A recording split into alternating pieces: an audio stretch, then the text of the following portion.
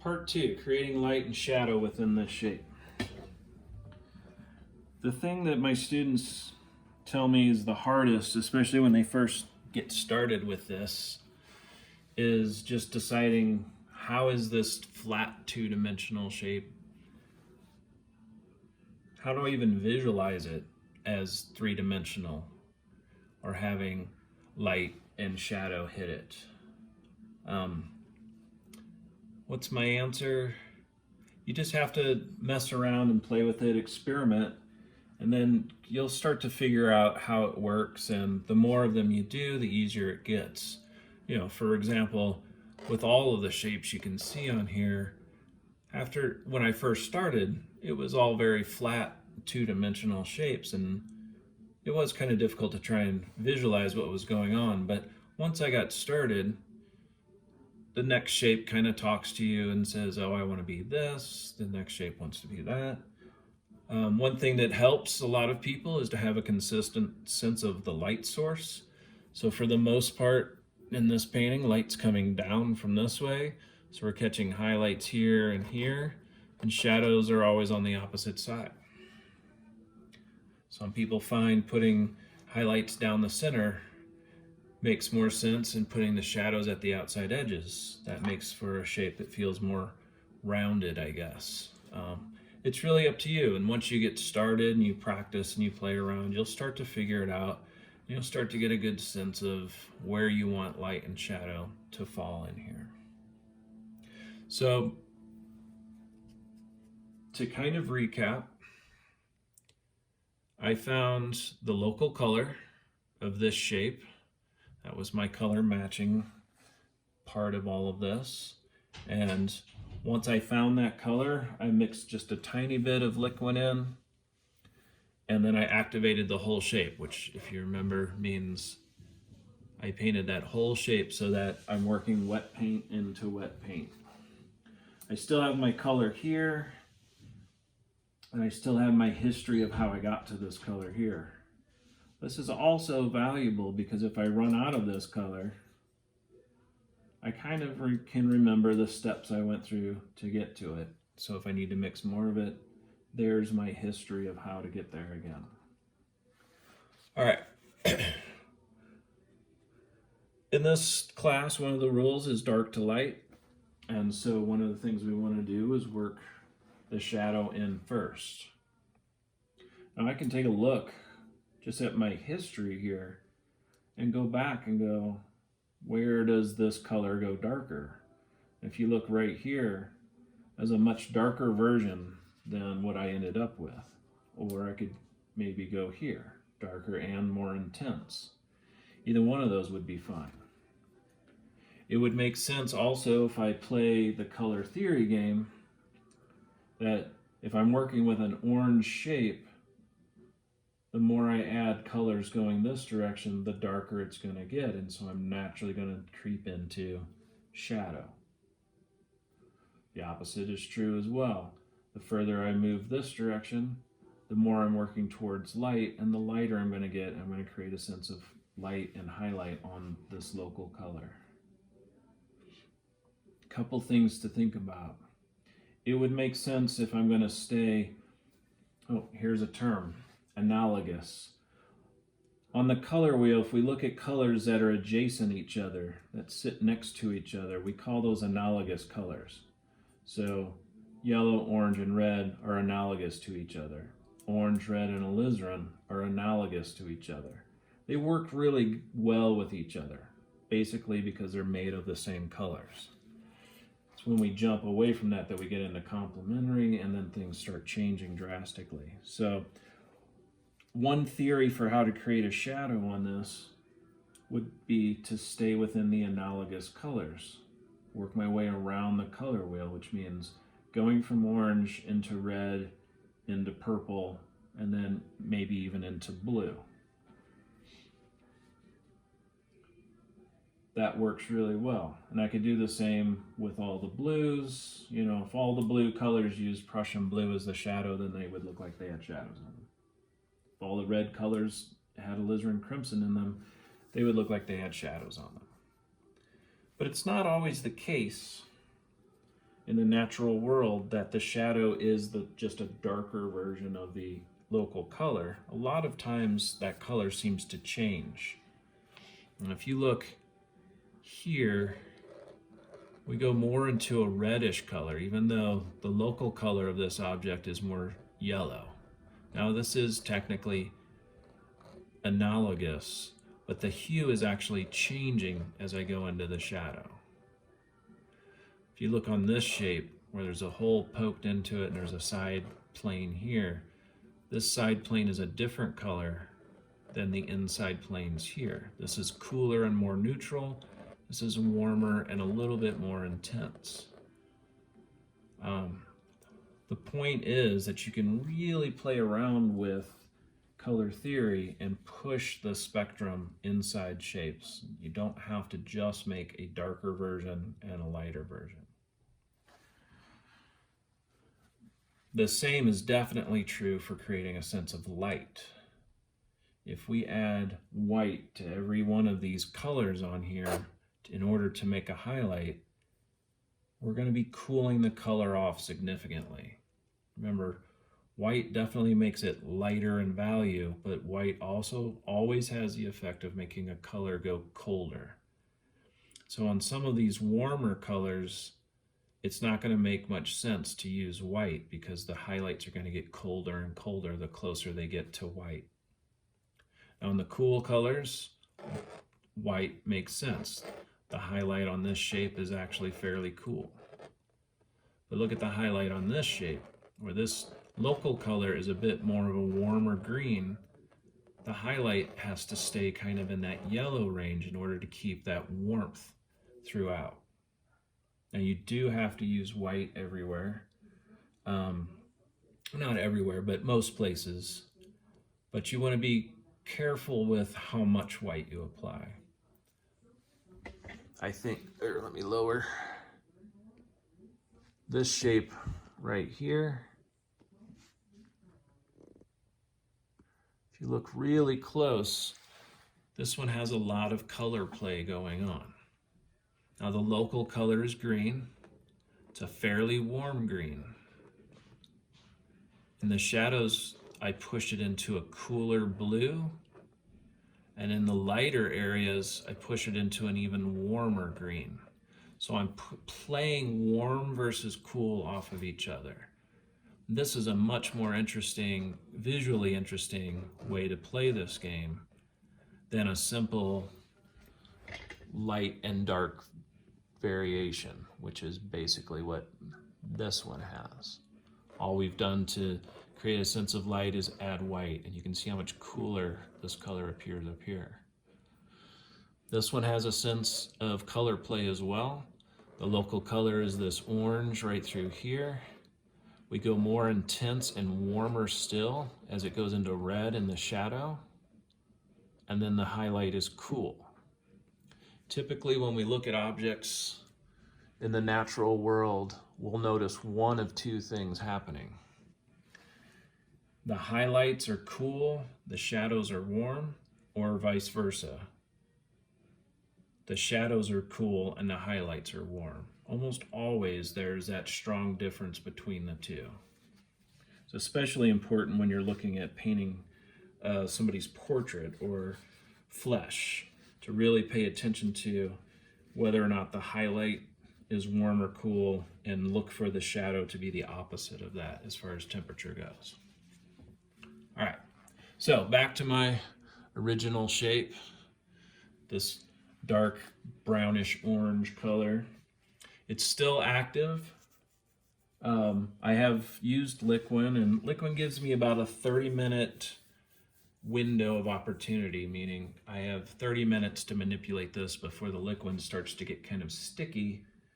And you'll know this is happening because you'll be trying to put paint down and you'll actually be picking it up off the canvas because the Liquin is starting to set up. 30 minutes is more than enough time for me to handle one of these squares. So if I go back to my palette, got my local color here. I want to find a shadow color. I kind of like this one, but I'm going to take it just a bit darker. I really want to push contrast in this. So, and by the way, when you see me making these little tick marks out here, I'm just adjusting how much paint is on my brush. When I stick it into the Prussian, I pick up a bunch of paint.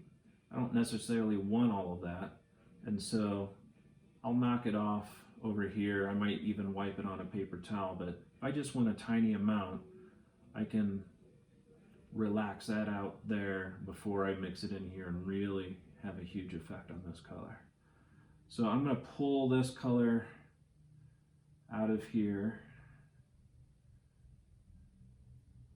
Again, I'm only taking about half of it because I want to see how much darker I'm making it.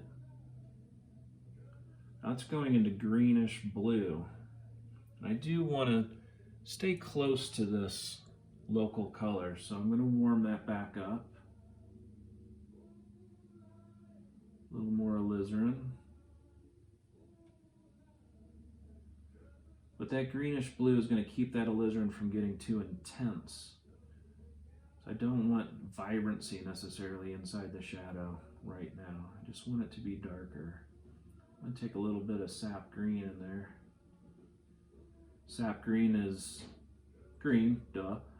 Alizarin crimson is in the red family, so by adding green to this red, you know that I'm neutralizing it because those are complementary colors.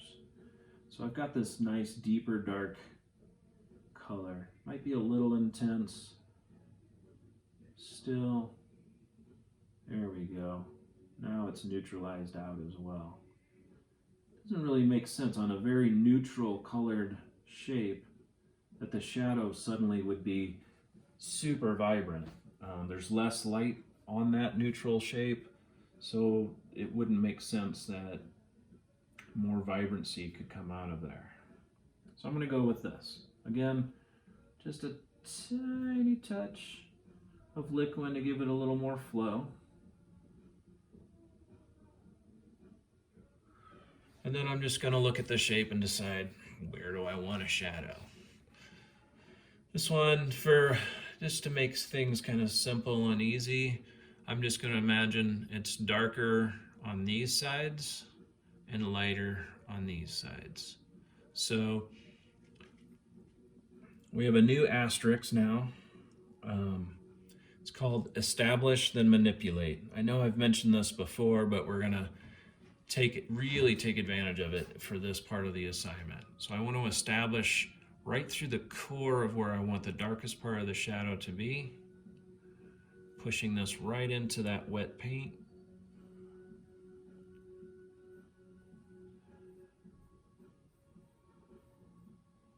And establish a sense of shadow. I'm going to pull just a little bit up along here as well. Now that doesn't look like a shadow yet, but I have to establish the paint before I can do anything to it. With that darker color established into the local, now I can manipulate. So we've established, now it's time to manipulate. Sorry, I keep hitting the tripod. So what I've done is I've got all the paint I need on the canvas already, so I'm just wiping my brush. I'm not cleaning it, I'm not dipping it in mineral spirits or anything like that. I'm just getting most of the paint off of it. So when I brush on something, very little pigment comes off. I don't know if you can even see that. So in here, where this core is, I want to maintain that, but I want to pull the paint into the local color so I make a transition. So what I want to do is set my brush up so that as I make a brush stroke, half of the brush is in that established shadow color and half of the brush is in the local color. If I just brush back and forth along there with half and half like that, enough of the bristle wiggling as I brush it across there will happen to pull some of the lighter color into the shadow and to push some of the shadow color into the light. And so really lightly, just right along that edge, right where the two meet, I'm manipulating what's already on the canvas. I'm using what's there to make the effect happen. The more I do this, the softer my touch is, the more blend is going to happen. The more blend equals more transition between light and dark.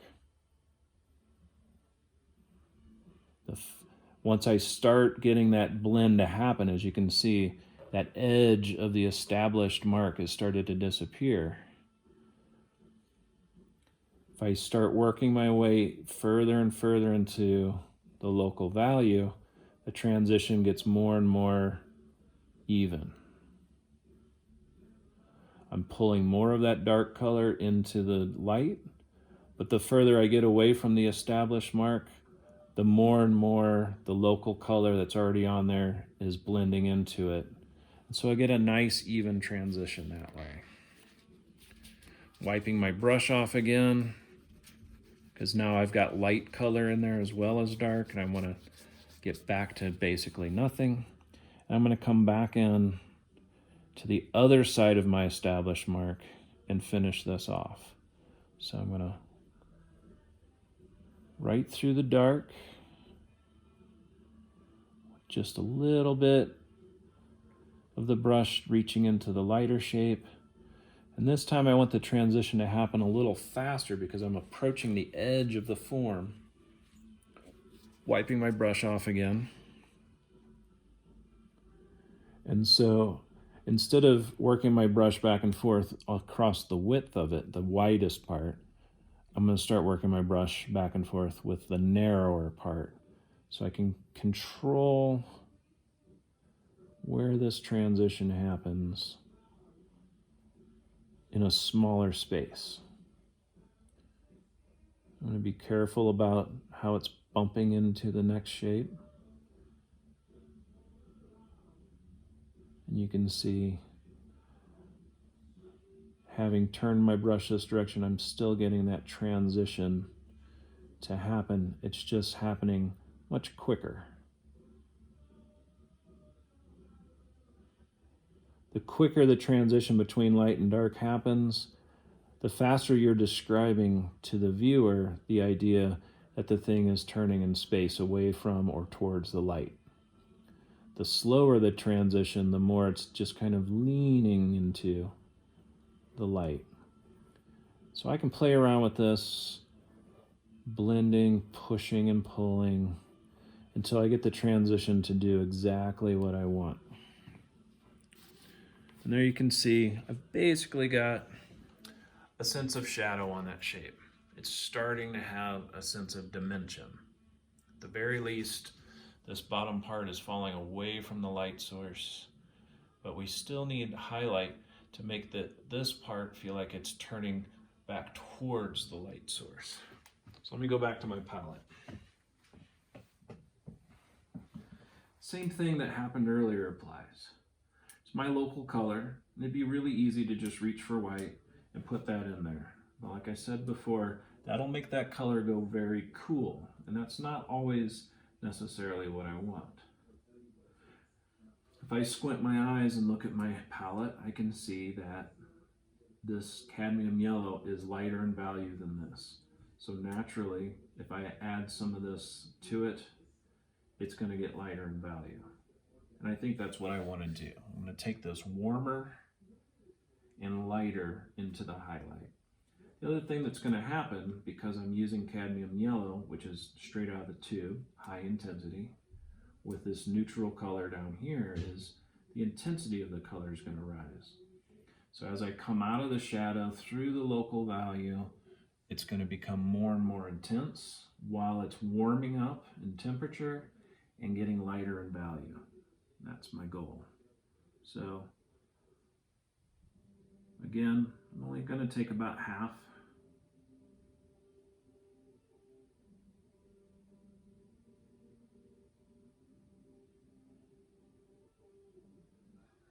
Of the original local color. I'm going to push this just a little bit further.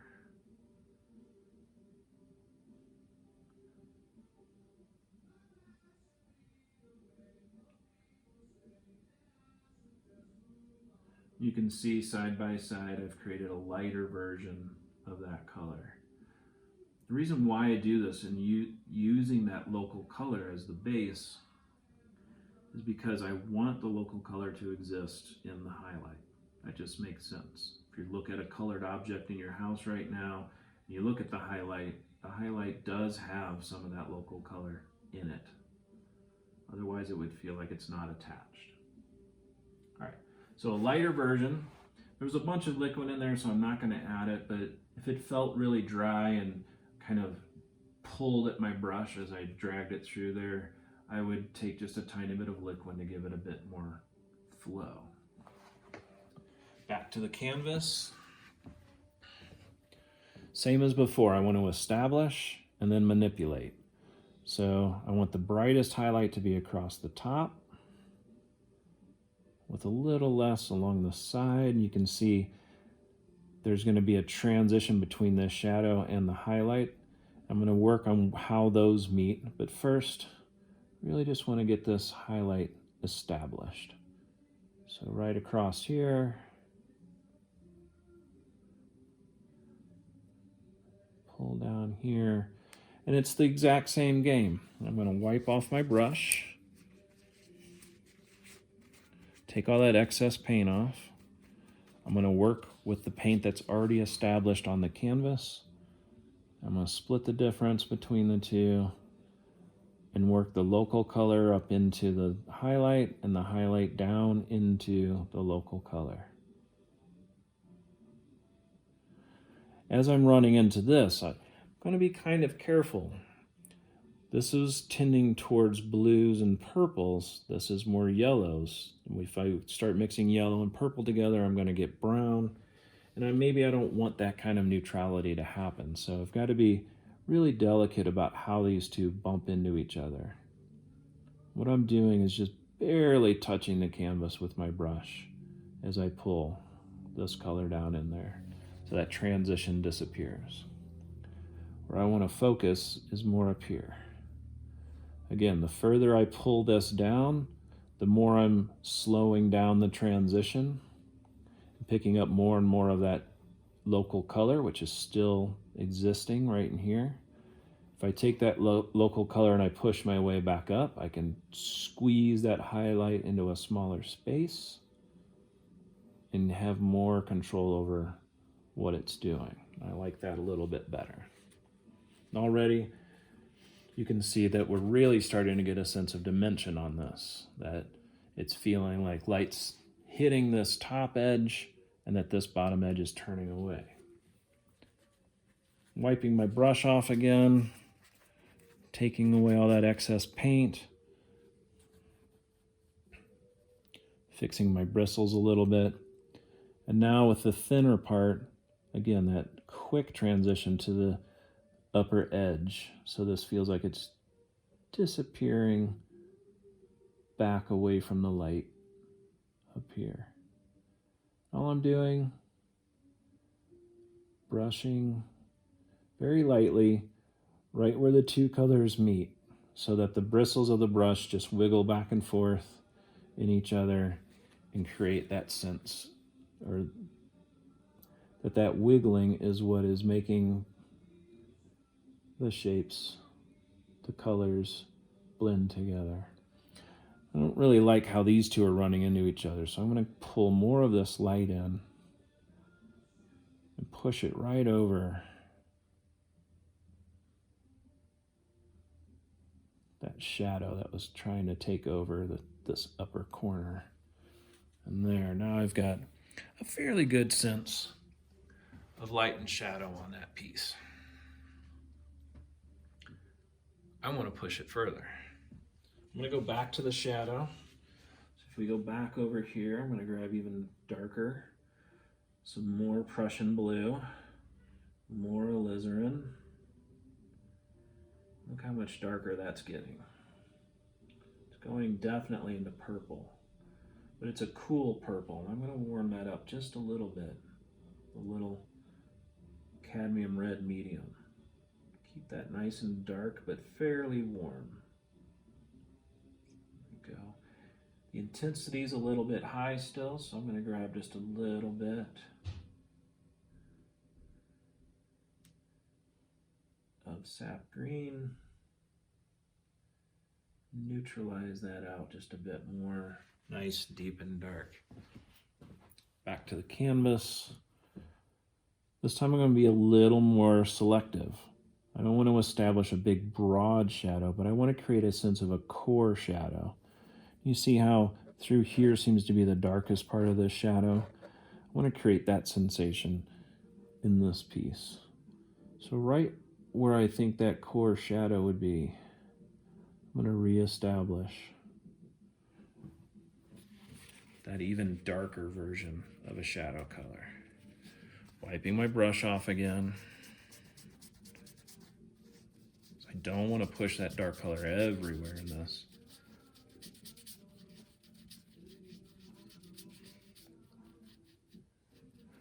And then go back to the game of manipulation. I've established, and I'm going to work this new paint into what's already there. This time I'm going to grab from the core and pull into the lighter version. So I'm manipulating this color. The further I go away from that core, naturally the lighter it's going to get.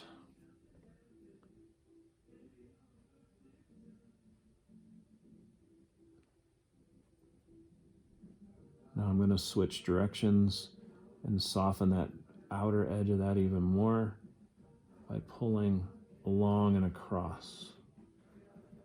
So those brush strokes really start to disappear. I'm going to clean my brush off again. Remember, when I'm doing this, I'm just wiping my brush on the paper towel. I'm not dipping it in mineral spirits. Go to the top edge. Now this time I'm going to pull right through here and drag that top edge. Again, it's that kind of 50-50. Half the brush is in that darker color, half is in that lighter color. I want to soften the appearance of this core shadow just a bit more than it already is.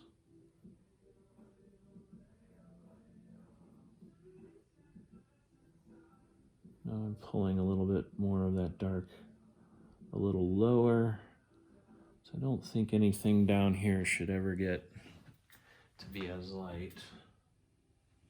I grabbed just a little bit more of my shadow color so I can pull this even further down. And here I'm just playing a game. And what's the game? It's, can I make that red marshmallow shape pop out even more? The darker this goes, this neutral orange color, the more the highlight of that red shape will pop out and make it separate and jump forward in space.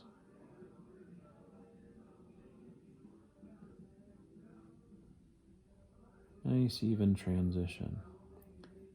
I can do these transitions with less smoothness. I just do less blending, less working back and forth. All right. Fairly dark shadow on there now. I'm gonna jump back to the light side. And here's a little trick. If you look at the palette again, this stuff in here is kind of close to my local color. Look at my brush. It's got this really dark color I've been playing in the shadows. Now I could clean it in mineral spirits, but you know, I'm kind of lazy and like to do things quick. So I'm going to pull my brush through some of these colors. Not to put it into the painting, but just to change. Now look, it's much lighter. And now I'm going to wipe my brush off. And I've got a lighter mix already on the brush, and it's not going to affect things so much. Now I can go back to my highlight color, grabbing more and more of the cadmium yellow. You can see now the color that was in my brush isn't really affecting it anymore because I did that little, I don't know, what would you call it? Quick clean. And there we go, nice and light. Getting kind of vibrant, I don't mind. And the same thing back here on the canvas. A more controlled sense of where I want that light to be. Really right along this top edge. Establish. Wipe off the brush.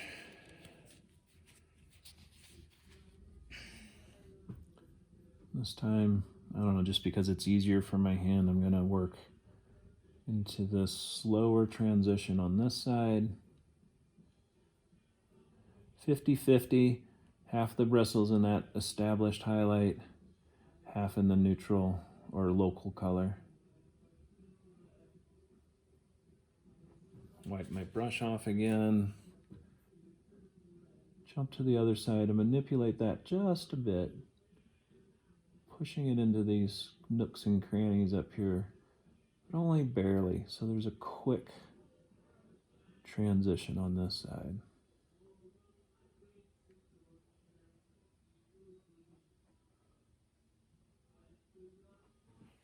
Now, really starting to get some dimension out of that piece. I'm going to do one more thing. Back over here, I've grabbed some white. Remember, I said white will make the color go cooler and cooler. So I want to be sparing with this. I am mixing it into that yellow color. So it's not just straight or pure white in this case, it's just a lighter version of that yellow. And again, right where I want the lightest highlight to be. Maybe I tuck a little piece off into that corner too. Again, wiping my brush off. I've already established the paint I need onto the canvas. I just want to manipulate what's on there. And then I'm going to do some really soft, delicate blending in here. Just pushing on that light right where it is.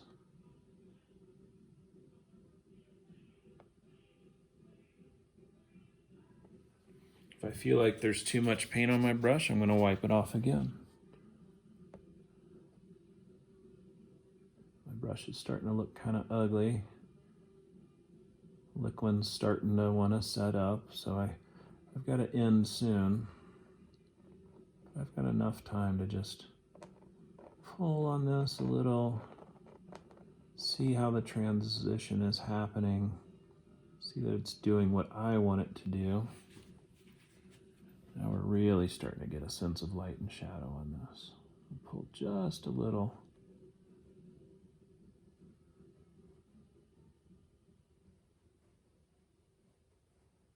Through the bottom of that.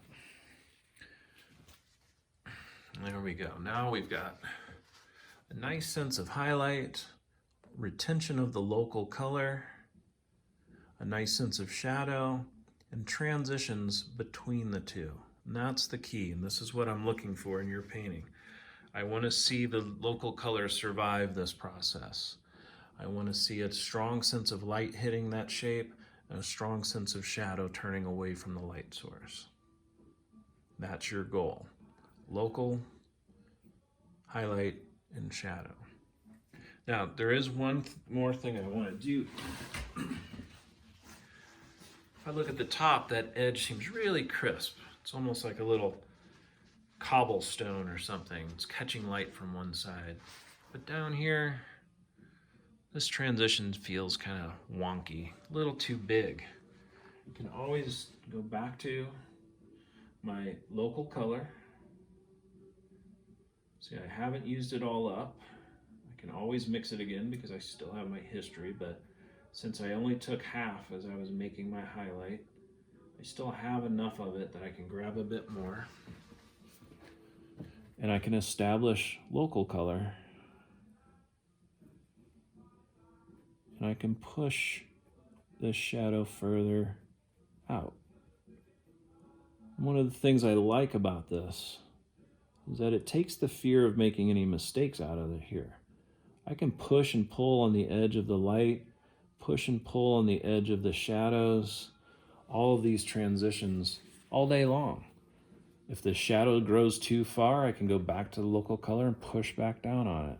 If the highlight comes down too far, I can go back to the local color and push the highlight away from it. So I can really push and pull on this a bunch.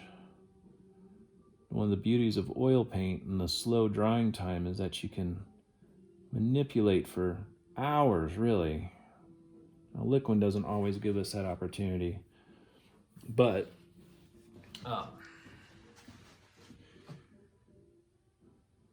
still, 30 minutes is way more time than acrylic paint would ever allow you to have. Last thing I'm going to do is I grabbed a little cadmium orange. I just want to brighten this up in the center a little bit. Give it a bit of purity as well. There. Soft transitions, highlight, shadow, local value survives.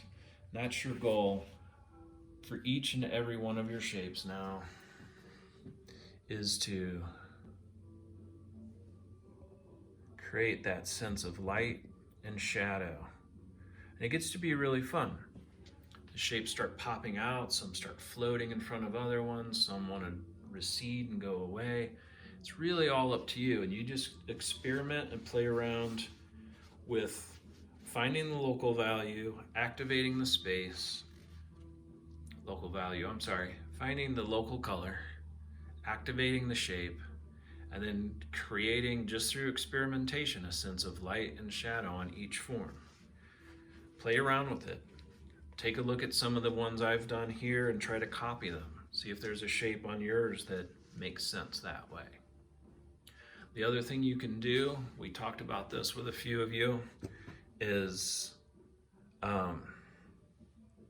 to look at some of your shapes as what I called super shapes, where one shape wants to connect with a whole nother shape, or a whole series of shapes wants to become one shape. You can run a highlight across 3 or 4 shapes that's consistent, and a shadow across 3 or 4 shapes that's consistent, and make them into one larger, globule of shape. So play around. Remember, the new rule here is to establish and then manipulate. Use the paint that you've put on the canvas to make the transitions. Don't always be reaching for more and more paint.